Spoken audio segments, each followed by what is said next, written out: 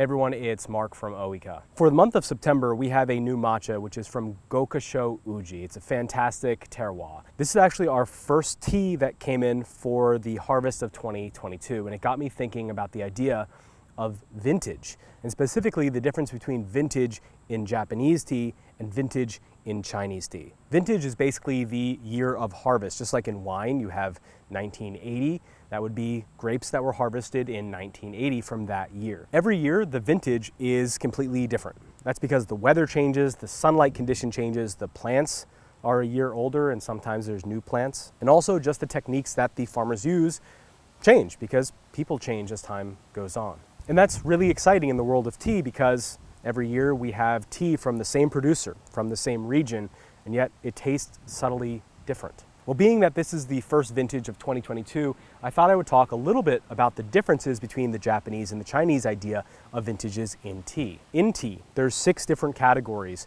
and some of them can be aged, just like you would age a bottle of wine. Although green tea is not one of them. You can't really age green tea, with one exception being Sheng Pu, which we're not going to really talk about. But in Chinese tea, you don't really age your green tea, so the New Year's harvest will typically be more desired because that new tea is going to be fresher. Now in Japanese tea, especially when we're talking about Tencha, which is the unground version of matcha, things are a little bit different. Now Japanese tea, especially Tencha, is different because the leaves are put into cold storage in an oxygen-free environment. So after a year or 2 years, the tea is pretty much just as fresh as when you picked it.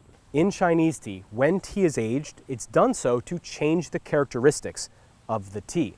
So if you have a white tea and you age it for 1 year, it will taste different. But in Japanese tea, specifically Tencha, it's stored over a course of a year so that we preserve the characteristics, so that if we grind a 2020 Tencha today in 2022, it will be just about as fresh as when we ground it in 2020. So this is a pretty interesting topic. In Chinese tea, we don't age green teas except for one. So every year we get excited for the new harvest. But in Tencha and Japanese tea, we refrigerate it and put it in an oxygen-free bag. So that way over time we can get the same freshness. Now where this is really exciting is you can take a matcha and grind it fresh from Tencha last year and from Tencha this year and compare the two side by side. So that way you have everything pretty much the same. They're both just about as fresh.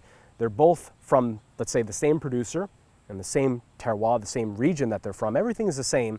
The only difference is the year. And when you taste them side by side, you can see how much the effect weather has as an isolated variable, weather and processing, on the taste and the texture and the aroma of the tea. In Chinese tea, you really can't do that because in green tea, if you take a green tea from last year and compare it to this year, well, they're different because the old one has changed over the course of that year. And even a tea like white tea, which can be aged, over the course of the year, it also will change because in Chinese tea, it's not common to vacuum seal and refrigerate your green teas. So getting in our first 2022 Tencha of the year and grinding it fresh, actually this morning, I wanted to talk about this concept because it struck me as interesting. If you'd like to try our matcha, you can do so by going to our website at ooika.com.